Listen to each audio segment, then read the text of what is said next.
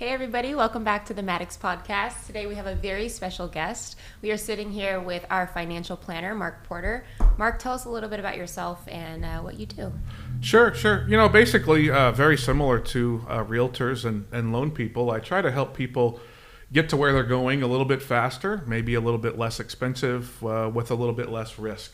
Right. So as a financial planner, you're really trying to figure out what is it that someone's trying to accomplish. And sometimes it's buying a house. Sometimes it's buying a rental property. Other times it's trying to plan for their eventual death or disability or something like that. So we handle the good, the bad, and the ugly and try to help them get what they want. That's what it's really all about. Similar to your business. Sounds just like a realtor. Right? Yeah. Help them get what they want. Even if sometimes it's probably not what they're going to want forever. Yeah, it's Help okay. them get to the next step, right? Stepping stones. Yeah. Well, we're also joined today by Katrina and Cindy. She's on two legs today. Jason's sitting off on the sidelines, letting the ladies take over today with Mark here. And before I forget, which I always do, today we are drinking a fabulous cab from Stag's Leap. We actually won this bottle at a wine pairing at Ruth's Chris. Every month, I think, Ruth's Chris does a nice wine pairing with a local winery. They come in, they present a fabulous meal, and they have different wines, and then they raffle them at the end. So we were able to win this, which is your second time winning, which is really nice. So we're enjoying this today. I'll have a sip. It's delicious. You guys talk amongst yourselves. Nothing better in the morning than some breakfast cab. All right, well, let's get started here. I'm going to just silence my phone because agents are calling me. I'm so sorry.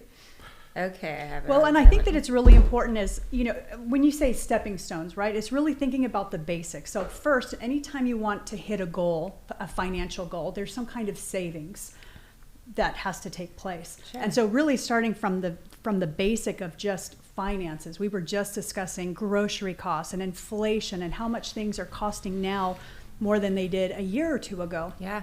So I really had to look at my budget, and I use Mint, and you can tell me if there's something different to use. Sure. But right now I use Mint to go line by line. Where can my family save? What are our subscriptions? What are our food costs, which has been astronomical. And so kind of starting with personal finances, kind of getting those in control in order to save for the next steps. What are your thoughts on the best way to even just start with let's family say savings? Someone out there is living paycheck to paycheck. They really don't have a ton of savings left over at the end of the month. What should their immediate goals be, and how do they work up from there? So I'm glad we're all sitting down. I'm a little different from my perspective. The first thing I really take a look at with any person that's in front of me is, why is your income where it is? Okay. And I'll ask them that question, and then I'll shut up and I'll just look at them in their left eyeball. Why is your income where it is? And you get lots of answers, and I don't really care what the answers are. And then I say, are you okay with that? So before we try to skip a Starbucks, or we have ground beef instead of top sirloin, or whatever it is, before we even go down that road, how do we get your income to be higher? Mm-hmm. And then maybe after that, how do we get your income to be less taxable? How do we get your income to be less taxable? It's not all about earned income. There are other places you can get income besides going to work for it. But once we get off that soapbox of increasing your income, I want to put more effort and energy into increasing your income than I do in wanting to tell you to order a smaller Starbucks or to skip a Starbucks. I hate that. It's the B word. Budgeting, horrible, right? Huh. But you bring up a really great, amazing app, Mint. We didn't like it when it first came out because it was some small company who looked like they're going to get hacked. But I think Quicken bought them, and then their security got better. Yeah. And it's amazing because everything is aggregated in one place on your phone. You pull it up, and it tells you when you go over. Right. Okay, for entertainment purposes, I've been using Mint since they switched. And it says, oh, you're over your budget on wine. I'm like, oh man, that last shipment of S2-E was kind of expensive. Gosh. So do I increase my income? Do I increase my wine budget? Or do I reduce my wine budget? Right?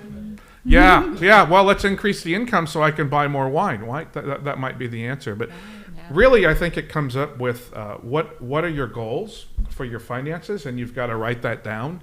And I remember when I was younger, one of my goals was to go to Hawaii, so I had a picture of some beach in Hawaii on my refrigerator, right? So I could go past that refrigerator and see that beach all the time, and I put money every month into an account so that I can eventually go to Hawaii, right? So now I've been there 23 times.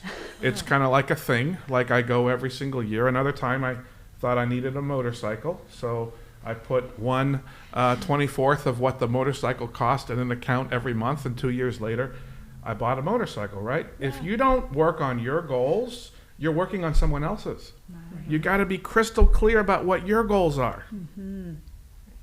That's very true. Yeah, love that. Just buckets for your goals. Get it out of your way. So here in the United States, we have this thing called retail therapy, and it's not as prevalent in any other country except for in the United States. We spend what we have in our checking account. So I was taught by a financial planner in the 7th grade who came to our class from junior achievement that the only money you should have in your checking account is the money that you're going to spend. So your savings and your investments and your long-term goals need to be subtracted from your gross income before it hits your checking account. I was in 7th grade. And I tell you what, it's amazing when you do that. When you take a look at your income, and for those of you that are self-employed, it goes in the business account, and you feed yourself a salary. And I did this when I was a realtor in the early 90s. My uncle said, $1,200 a month. You can live on $1,200 a month. I did, believe it or not. My mortgage payment was $509 a month, and the tenants paid $900. So I got paid to live there in my little duplex outside of UC Davis Med Center in Sacramento. So let's take a look at the money that comes in, of course, increasing that income, number one. And then number two, the money that gets to your checking account, absolutely you're going to spend it. You were born that way. It's natural, right? So make sure that you put money towards your goals before it gets there. Okay. Now, I'm a big fan of compound interest. My poor husband. So I love putting money away. And I love how, and I tell my kids, let money work for you instead of you working for the money. If you have enough saved, that money will generate more income. Now, right now, with the stock market, it's a little less than what it was, but the potential is there to continue growing. Can you talk a little bit more about, let's say, compound interest, and now that we have not just the budget, but tax deferred vehicles to consider, and we can talk about a little bit more about that. But in terms of just overall retirement and saving, I say it's the time that makes the money. It's not necessarily the money that makes the money. So can you kind of expound a little bit on kind of that theory, and if I'm right in thinking that over a long course of time, a small bit of money will snowball into greater sums? It will. And we haven't really had any interest in quite a while. I remember my mother and father purchased their first piece of property at 17.5% interest on a California veteran loan. And they bought a mobile home on a little tiny lot, about twice the size of this room. 17.5%. When I bought my first foreclosure duplex in the early 90s, it was 9%. 9% 30-year fixed FHA loan, right? So now I've got a 2.7% mortgage.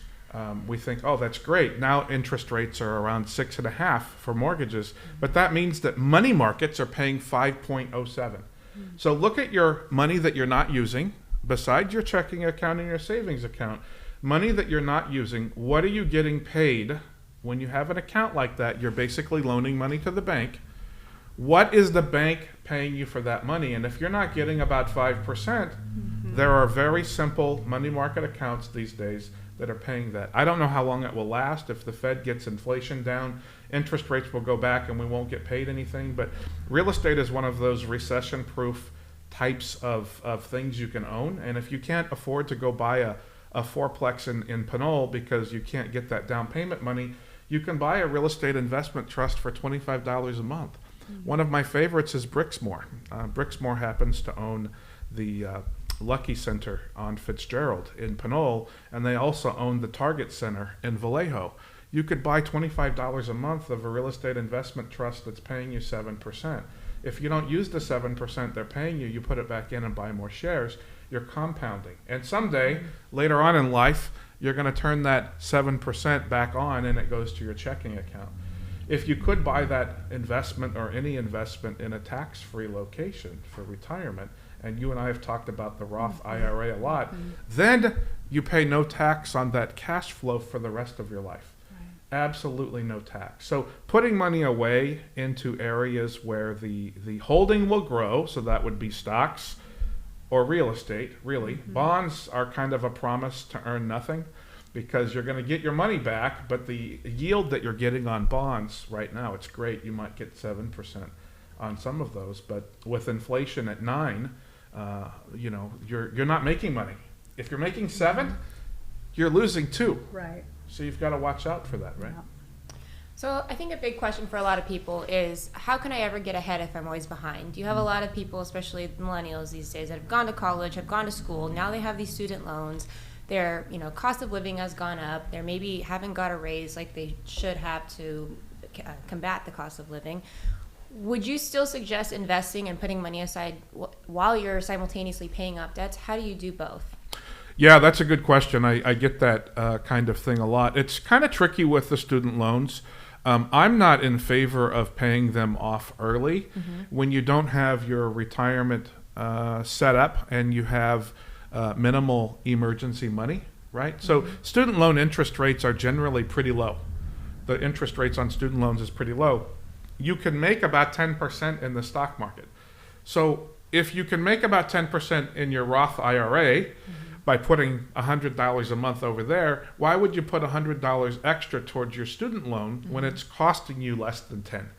If you do the analysis at the end of a 20-year period, the person that put money into their savings and put money into their Roth IRA in the stock market and paid the student loan slowly is going to have a higher net worth than someone who was in a hurry to pay off the student loan. And sometimes I see these people, they're finally calling me because they've paid off their $300,000 in student loans. And I'm thinking, gosh, you paid them off 17 years early, but now you have no down payment, no retirement, no house. You're kind of starting over again at the age of 45. I know people that have really large student loans, but they've been able to buy a house or two. They're much better off. Those people are much better off diversifying that money than being in a hurry to pay down the debt. And for some of these people, the interest is actually deductible. So why get rid of a deductible expense? If the cost of a student loan is 6%, but you're deducting the interest on your tax returns, the real cost to you might be 3 or 4. So why be in a hurry to get rid of that? Purchase an asset that is growing in value, that has potential cash flow. Increase your income. Some of these people are working at a job because it's fun to hang out with their friends. And I'm like, well, how long is that going to last? What is that going to do for you later on? You got to get out of your comfort zone and increase that cash flow. I've held 3 jobs at various points in my life because I wanted that cash flow. If I couldn't get a higher paying job, then I just got another job, right? So some of these people are not really earning what they could be earning. And they also might be overspending on housing. Why are they living in a 1-bedroom apartment in San Francisco when they really can't afford that long term, right? So those expenses, and I hate to go down the route of expenses, but that's a big one. Housing is a big one, right? Sometimes they need to move in with their brother or sister or their cousin, or move back to their parents for a while, stack up that money, and then go out there and buy something. They've got to change what they're doing, right? The definition of insanity is doing the same thing over and over again, expecting a different result. Yeah. And it's our job, all of us here, it's our job to shake them up a little bit and say, hey, you came to me to buy a house, but you're like totally not even close to being ready. So how do we get you ready? These are the things you need to do. Sometimes with rent, you never know the next year how much that rent is going to increase by, where at least with a mortgage, you know what that amount is going to be over the long, the length of the mortgage. So you don't have to worry about, is my rent going to increase by $200 a month? Where am I going to find that? Now I have to move, and there's moving expenses. And so there's a lot of unknown variables also. I was so worried about buying a property when I was younger, and the family's financial planner sat me down with a Lotus 1-2-3 spreadsheet, which is before Excel. And he said, listen, here's what your rent is now, and what do you have at the end of 360 rent payments? And the spreadsheet just went off the screen. And I said, I guess I have to pay more rent. And he says, yes, in fact, if you're a renter, you'll be a renter forever. But what do you have? Because I told him I was worried about signing a 30-year mortgage. And he says, as a renter, you have an indefinite. Yeah. You have an indefinite debt, right? He says, what do you have after 360 mortgage payments? Maintenance and insurance and property taxes, but you have a large asset that's paid off, right? And I know the average life expectancy of a loan in the United States is 7 years. People sell the property or refinance. I have an uncle that actually made 360 payments on his VA loan on his property. But in my life, I've never met anyone who's ever done that, right? People outgrow their house. It's like Lay's potato chips. Once you've got one piece of real estate, you need to have some more. Fine. That's better than buying another car that doesn't produce any asset, right? Any cash flow. Right. Yeah. As you comment on my car this morning, and I felt a little guilty. Or my husband every 2 years who wants a new vehicle. I'm just like, oh God, you're making my heart palpitate. Some people have their thing. I mean, maybe I don't need to go to Hawaii every year, but I'm so used to it, and I have friends over there, and I really enjoy it. You know, I mean, we can't really look at every single penny in that way. I say, let's make more money. If a car is your thing, enjoy the car. It's part of why we work so hard, right? For me, a car is not a thing. I have no value in cars, but I do like pens. Okay. It's all about that balance, right? Yeah. It's about the balance of enjoying life and saving. Yeah. We kind of touched on vehicles. One of the questions that you asked initially is, where can you put money away that is going to save in taxes? Because taxes, everybody knows at the end of the year, Uncle Sam's going to have, their share.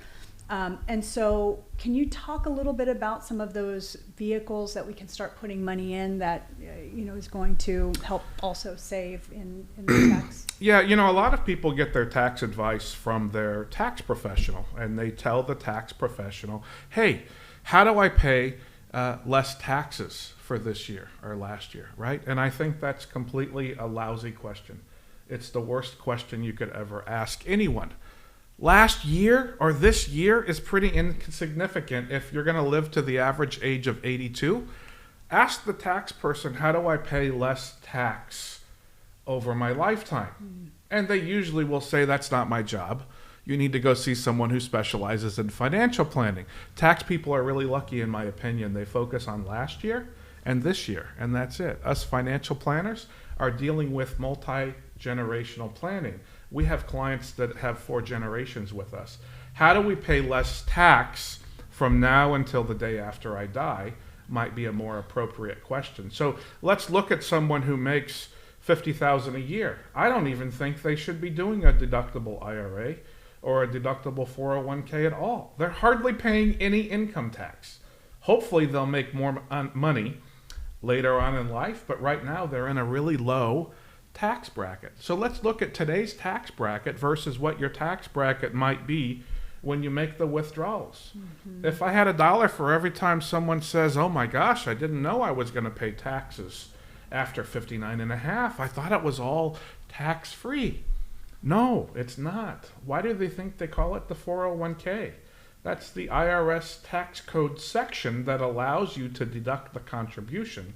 It grows tax deferred and 100% taxable when you make the withdrawal. So in our opinion, there's 3 buckets for retirement withdrawals. There's highly taxable upon withdrawal, which is deductible today. And people get addicted to that deduction, especially all these self-employed people. They do these SEP IRAs and they deduct everything. And let me tell you, you go find yourself a realtor who's over 70 and a half and ask them how that SEP IRA worked out. They'll have some choice words for you. So deductible savings is fine if you're in one of the top 2 or 3 tax brackets. Fine, I get it. Maybe in retirement, your consumption will be less than your income. But because of inflation, like you said, a lime costing $1.25, in retirement, it's going to be $5. So if your consumption is more than what your income is now in retirement, you'll be in a higher tax bracket when you withdraw. So we have to be careful. The next bucket is partially taxable, and that's where stocks and bonds and real estate and income property come into play in the middle bucket, where you get some tax deferred growth if you have a fourplex, and you have to pay money on the net cash flow that comes through, just like if you buy a real estate trust or a dividend paying stock. But when you sell the asset, the money you put in comes out tax free.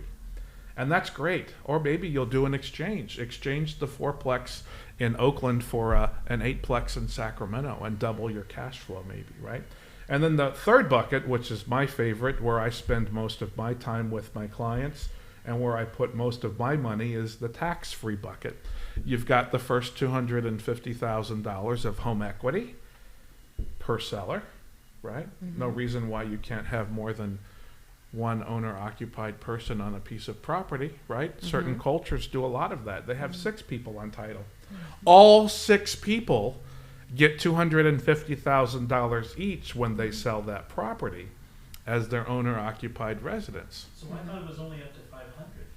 Well, that's if you're only 2 people on the title. I thought that it maxed out at 500. It's for a married couple, it's 500, but I guess it can be 250 For per individual. multifamily. That's really good to know. If you're owner-occupied, and you know, for a lot of us at this table, we might not want to be owner-occupied with other people. But in certain cultures, if you've ever done a transaction, when I was younger, we had 8 people on title one time. I'm like, oh my gosh, what's going on? And the CPA said, oh yeah, this is common in certain cultures. They all go in and buy one house, and then they let the equity grow a little bit, and they're stacking up their money, and then they do a cash out and they go buy another one. And eventually, within 15 years, everybody's got a house. But they all live in one in the beginning. Wow. Yeah. So tax-free.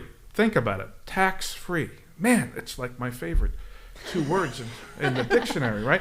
What about a Roth? Kindred spirit. Yeah, What about a Roth 401k? People aren't doing Roth 401ks because they're not deductible.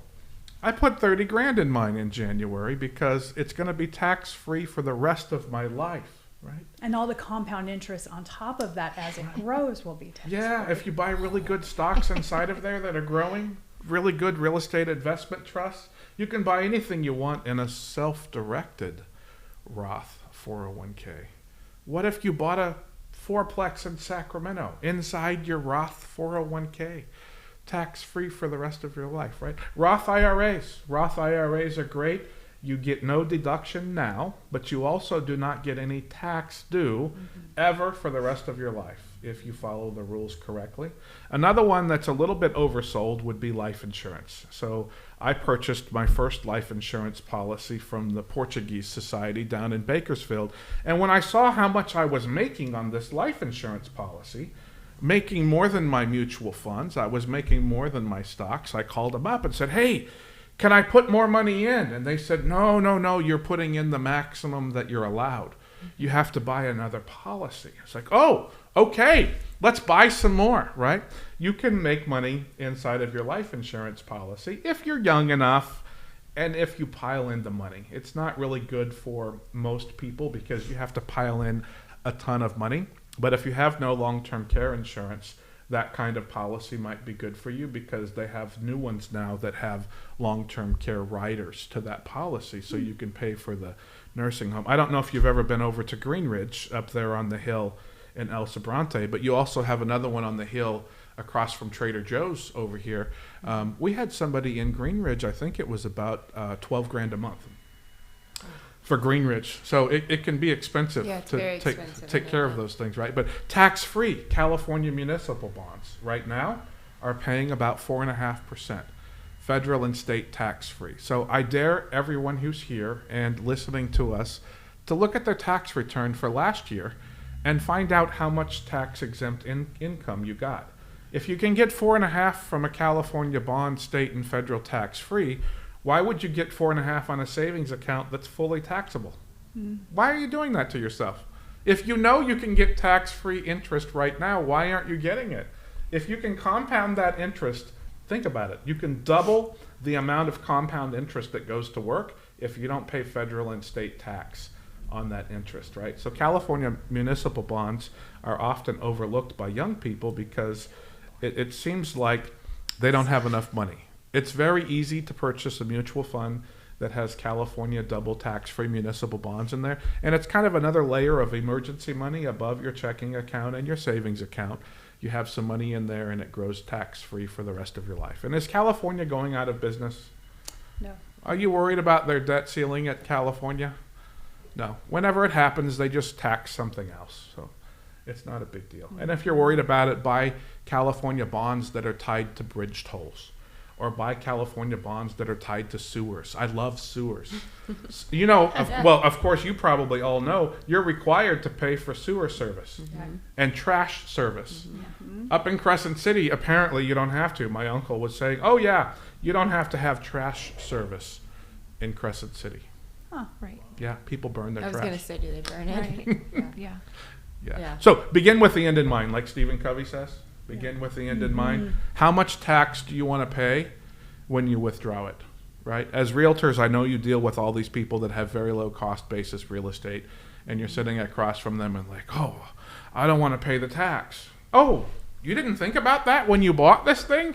You didn't think about your withdrawal, or you didn't think about how you're going to get income from this property eventually? And we're all young enough here. We've got to think about that for ourselves and our family members, right? Yeah. So when you have people of varying ages, you have young people that are in their 20s, people in their 30s that come to you as clients, do you give them different advice depending on their age? Is there something different, or should they all be looking at like the same types of things?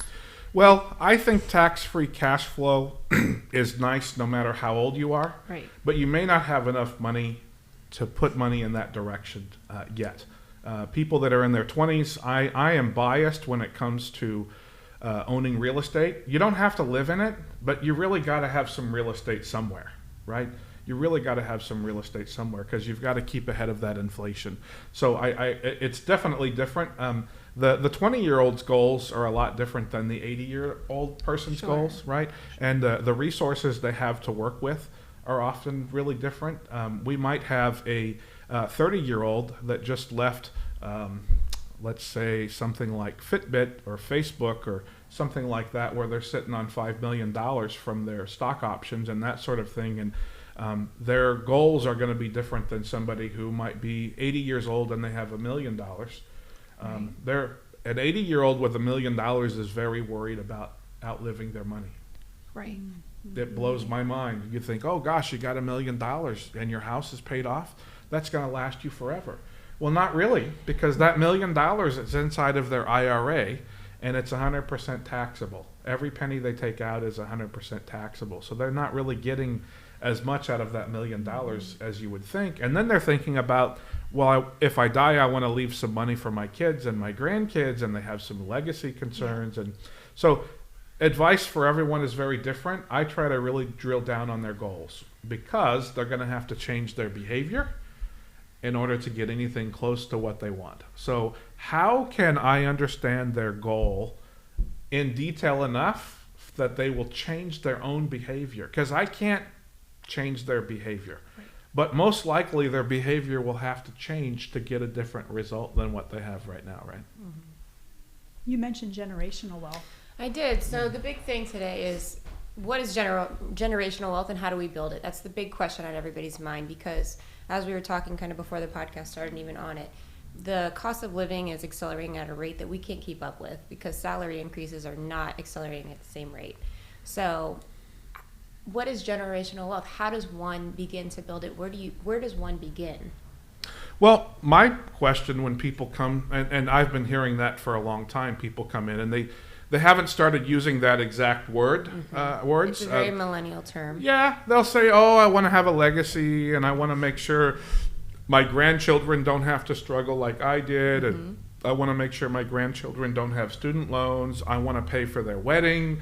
I want to give them the down payment on the house. And I'm like, whoa, you know what a down payment on a house is in San Francisco nowadays? So yeah, I'm based in San Francisco and that's where my office is. So you're looking at a $2 million house and you're looking at a $400,000 down payment per grandkid, you know? So we talk about being able to help them out. And I try to help them understand that helping them now is better than giving them the money when you're dead. When you're dead, they're going to be hopefully already successful and on their way to their own success. But how can we speed it up? How can we help your 20-year-old grandchildren with creating those habits that you must have done? Because if someone's talking to me about generational wealth, they usually have a lot of it themselves, but their kids and their grandchildren may not have made their way into that area yet, right? So a lot of this comes with, like Stephen Covey says, beginning with the end in mind.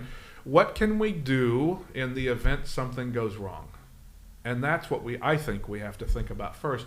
Before we have the privilege of planning for what can go right, we have to plan for what can go wrong.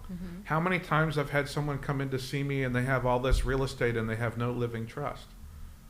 You've got the state of California probate department as one of your beneficiaries, by the way, right? Yeah. If you've been through a probate, I'm sorry, but there's a reason for that. If you're not going to tell the state of California how you want things handled through a living trust, they're concerned something might go wrong, and so they administer it through probate. We all know that. It's like these people that get married without knowing how a divorce works. I'm thinking, wait a minute, that's the first thing I want to know if I go into a contract, is what is this contract doing for me, and if something goes wrong, how do I get out, right? Don't they ask you when they open escrow, like, when do I cross the point where my down payment money is gone, or the earnest money, right? Right? So when it comes to generational wealth, I've got to figure out with these people that are asking that question, what does that mean to you, and what are you willing to do to get there? And we have to plan for what can go wrong. So having all of that estate planning in place, having their life insurance in place, if that's a thing, having all of their things handled in case of their death or their disability or their incapacity. We are more likely to become incapacitated more than one time. We're only going to die once. Usually, okay? But we could be incapacitated through a car accident, a stroke, or what have you, many times. Do we have that financial power of attorney in place right now so that somebody can come in and collect rent from the renters, that your parents have property? Who's going to collect the rent? Who's going to have the legal authority to collect the rent for your parents if they're alive but incapacitated? Where is that power of attorney? So we've got to plan for what can go wrong before we can plan for what's going right. But then we've got to figure out, what does going right mean? Does that mean giving them free money for a down payment for their house? What does generational wealth mean? Because I tell you, as I'm talking to people for the past 20 something years, everyone has a different idea of generational wealth. In my opinion, I am trying to help all of my nieces and nephews either go to school to get a master's or PhD degree or open a business, right? That's what I want. I want them to create their own generational wealth, and I'm trying to help them out with the resources to get there themselves. I don't want to provide anything for them, right? And you've met the 10-year-old niece and nephew that live with me. They are very conscious about money. We'll be at the store looking at something, and Sophia will say, well, maybe we should check eBay first before we buy this, right?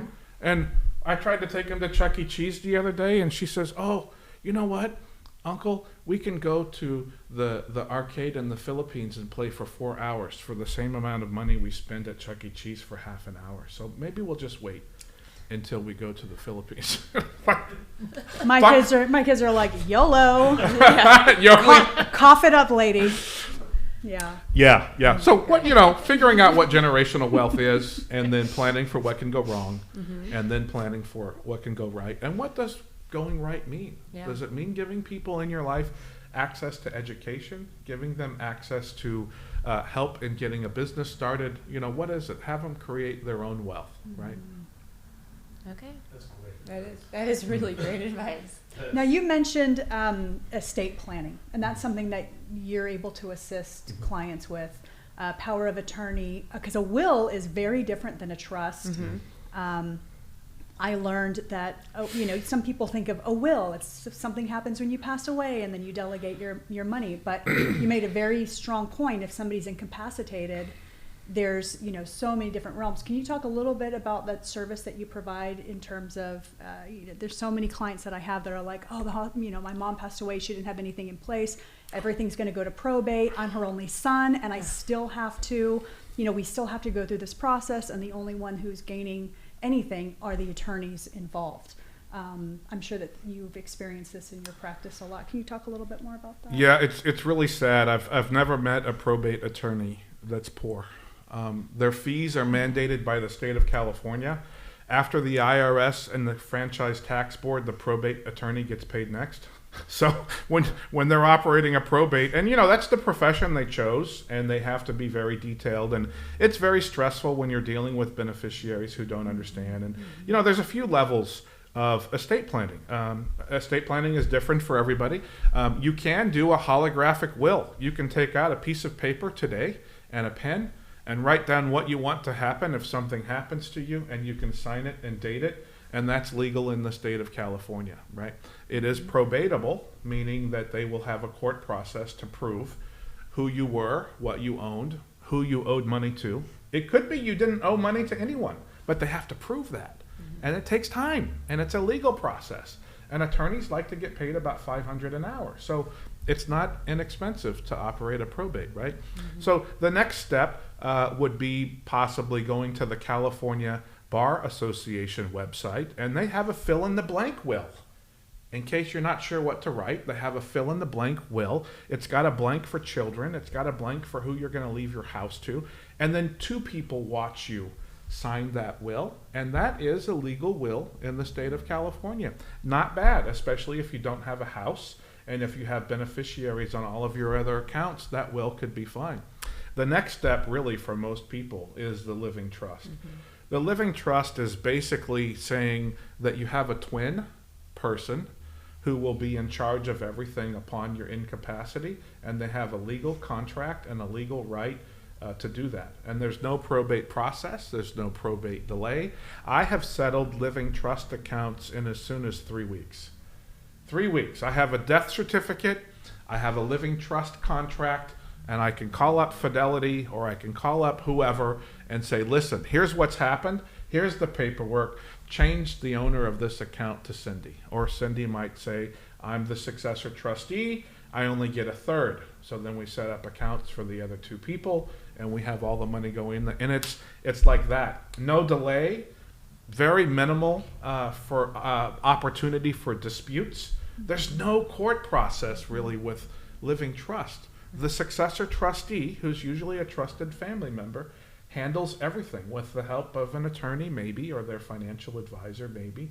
But it's very quick. A living trust will avoid Medi-Cal recovery in most cases. So if an elderly person in your life put their house in a trust, Medi-Cal has now decided they're not going after the house anymore if it's in a trust. But if it's in probate, if the house is in probate, Medi-Cal will come after every dollar that they spent on nursing home or care for that person, right? Wow. Yeah. So the next thing is the power of attorney, right? There's an immediate power of attorney, which a lot of people do just before they leave for vacation. They do a power of attorney for whatever, and they leave it on the kitchen table. I remember growing up, if we were taking someone to the airport or the train station, there was always a manila envelope on the kitchen table, and that was the power of attorney in case something happened to them while they were gone and we needed to handle some kind of banking or real estate thing, or they couldn't get home in time or something like that. So that's an immediate or a durable power of attorney. And then when they come home, they would usually burn it.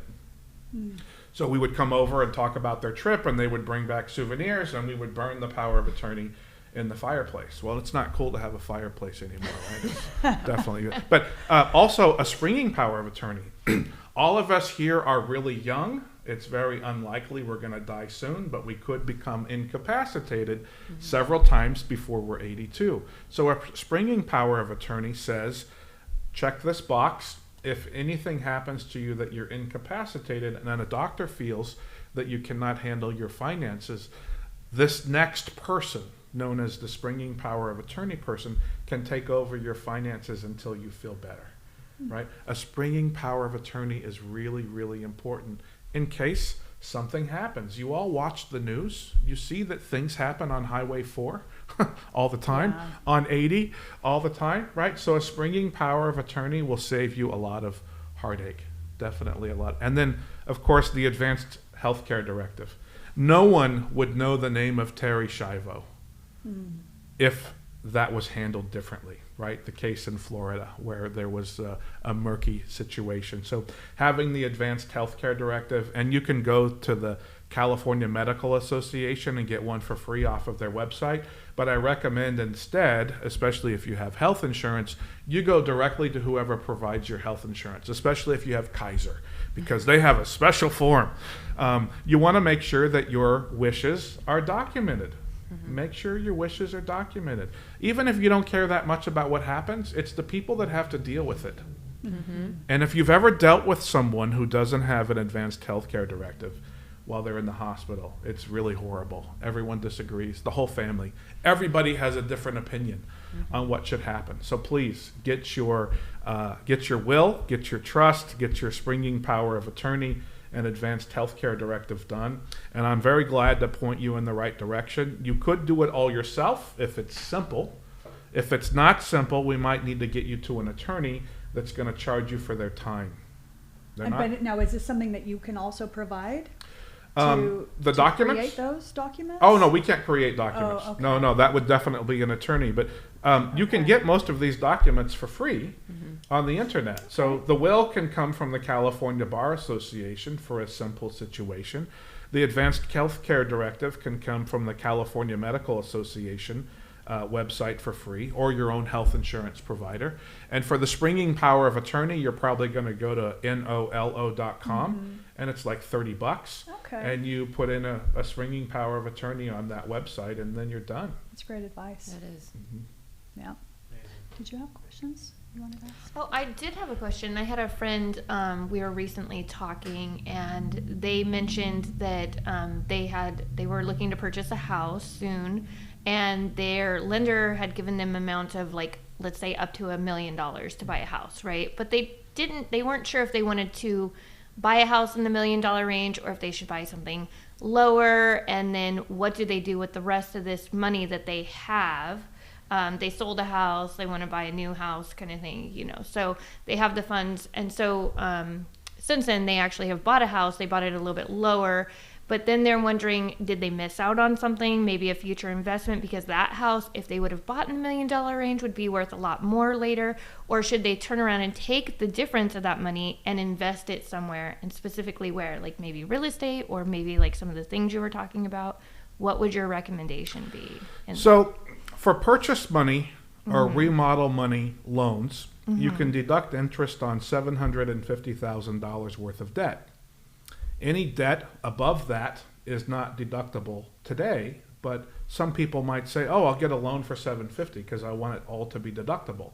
Well, then next year you've paid the loan down a little bit and you're missing out on some deductions because your loan is below $750. Right. So I'm in favor normally, especially with owner-occupied, of borrowing as much money as you can. When you get to deduct that on your income tax return against your ordinary income tax from your earned income, that's a big deal. That's a big deal. If your loan cost you 6.5%, but you're purchasing an asset, how much does real estate grow in the Bay Area on average in the past 30 years? A minimum of 8.5%. Right. But as we have seen in many cases, there's someone I know in El Sobrante that's made close to 22% per year on their increase in value. It won't be that way forever, right? But if you're buying an asset that's going to grow in value at more than the loan cost, business people call that OPM, other people's money. I would say, how many assets can you buy that grow above 6.5%? I would be borrowing money all day long if I had the ability to pay 6.5%. If it's deductible, then your cost is really only going to be 4%. So can you buy an asset that's going to grow above 4%? Well, the money market account's paying 5.07. One thing that's been common lately is buy the address, date the rate. So if they could buy a fourplex right now for a decent future cash flow, I'm not looking for cash flow positive property in most cases, because people have high incomes in this area They do not need to pay tax on more income right now. We try to talk our clients into buying properties that are cash flow negative because they don't need the income right now. And the value of the property grows, and hopefully you can do some remodeling and some upgrading, and you can increase the quality of your tenants, and that cash flow will be taxable later on in life. But you don't need taxable cash flow right now. It's kind of silly. So looking at their cash reserve system, and do they have 6 months of cash reserve for an emergency? Money markets are paying 5.07% with no risk. Double tax-free California bonds are paying 4.5%. They could purchase some dividend-paying mutual funds or stocks or real estate investment trust are looking pretty cheap these days. And something that might be liquid in case they do outgrow that house and they have to buy another one, right? But avoid cash flow now. If you're working, you're already paying tax on your tax return. Why pay tax on money that you don't need? Try to buy something that's going to grow in value. I don't care if it has cash flow right now. You don't need it. You're working. So Great. That's great. Yeah. Question for you. So we've talked in the past about, let's say our clients now own their home and now they have some equity. What would be your suggestion? I think in the past we've talked about you should always have a HELOC against your house. Can you explain a little bit about that, why and what you would do with those funds? Yeah, another thing that's kind of like a default in my brain. We used to have a little reminder in our calendar. Anytime someone bought a house, 11 months later, we told them to start the process to get the HELOC going. I think nowadays you can get one sooner. And some people are even buying their property with a piggyback HELOC or what have you. So HELOC is home equity line of credit for anybody that might not know. Yeah. A lot of times people are worried about the interest rate. They'll call me back, Mark, the interest rate is 8%. Well, it kind of is, but only if you use it. Let's, while you're good looking and healthy and fully employed and your FICO score is fabulous and the value is solid, get approved for that privilege of using the home equity. Normally you get access to the home equity on a home equity line of credit for the first 10 years. It's called the draw period. And you pay it back normally during that period, interest only. They don't even ask you to put money towards the principal for the HELOC. I can't tell you how many times people have run across an opportunity and they didn't have access to any money. Or if they did sell some stocks, they would have to pay a huge amount of tax or this and that. And I say, having a HELOC on every property, not just the one you live in, having a home equity line of credit, setting over there empty, just in case you need it for an opportunity or for a challenge. We had someone get laid off of work one time. They're in a very unique kind of employment. It would probably take, we thought, at least 6 months for them to get another job. It actually took 1.5 years. But the day after they got laid off, they maxed out their HELOC. Oh, wow. And 10 days after that, Wells Fargo called to cancel their HELOC. This is back in 2008, right? And the client said, oh, well, actually, I already took all the money out, so you can't cancel it. Wow. Right? So hopefully things never get bad enough again where they cancel a HELOC, but if you have an empty HELOC and the economy gets really lousy, you might take that money out for a few weeks until you figure out how things are going, and then you might pay it back. But having a home equity line of credit against your owner-occupied real estate is another, oh my gosh, something went wrong, or oh my gosh, here's a really inexpensive X3. That's how I bought my BMW X3. The auto broker calls up and says, hey, Mark, I've got this poor guy who can't make his house payment and his BMW payment. Do you want a BMW? I'm like, oh, well, not really, but I've been thinking about what it would be to have a nice car like that, right? So, what do you want? And I looked it up and I was like, oh, well, that looks pretty cheap. So, yeah, I wired the money from my HELOC and I bought it, and then I eventually sold some other things and paid it off. But having that money on the ready in case you find an opportunity like that that's just too good to pass up. It's for emergencies and for opportunities. Everyone should have an approved HELOC on their owner-occupied property at a minimum. And the interest rate doesn't matter. It's floating. It's floating. And if you're not using it, it doesn't matter. If the interest rate is 8%, is the opportunity you're buying going to grow better than 8%? If it's not, then probably you shouldn't do it, right? You don't use a HELOC to buy a timeshare, right? Yeah, I'm a big fan of HELOCs. I've been very fortunate to have access to 401k loans most of my life. I have borrowed against my life insurance over time to buy real estate on occasion. And then HELOCs are amazing. They're really great. But make sure your lender knows what you're doing if you're using a HELOC to purchase some property, because it could affect your FICO score enough that you need to do it 30 to 45 days before you actually use it. The money has to be seasoned and all that stuff. I'm not a lender, but definitely talk to your lender. Yeah, definitely. These are great tools that we can pass along to our clients and just kind of add value to their lives, because we're here obviously to do more than just help them sell a house. We're here to help them achieve their long-term goals as well. Yeah, we're all in this together to try to help people in this community, Pinole and West Contra Costa County, and even here in California, we run across people that have goals, and it better for them to get our help than to end up with some loser. After the driver's license, I think the real estate license is the second most held license in the state of California, followed by the cosmetology license. But when I think about the smart realtors that are out there, there's not a lot of them. There's not a lot of them. How many of them do not keep up with their continuing education? And so many times our client will say, the realtor said this. I'm like, well, that's not true. Here's the IRS tax code that says what the truth is. Go to the source, right? Yeah. And if you don't know, get the client to a CPA or get the client to an escrow person or a lawyer or whatever. You don't have to know everything. You've got to have the Rolodex of people that do. Yeah, right. Exactly. Yeah. Well, I think that's all of my questions for today. We've learned a lot. Does anybody have anything else? No, just processing. I know, it's a lot of I information. thought I know a lot. I've been a sponge this entire there's time. so many more things that I want to follow up on. This over and over. Yeah. Really, yeah.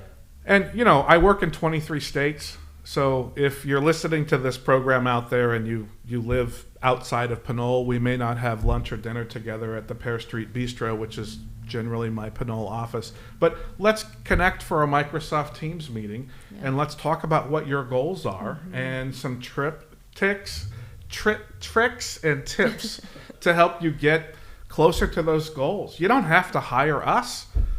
Most people can do a lot of these things themselves. Yeah. In the real estate profession, of course, they can't be their own realtor. And even if they can, let's just say they think they're going to make an offer through the selling agent.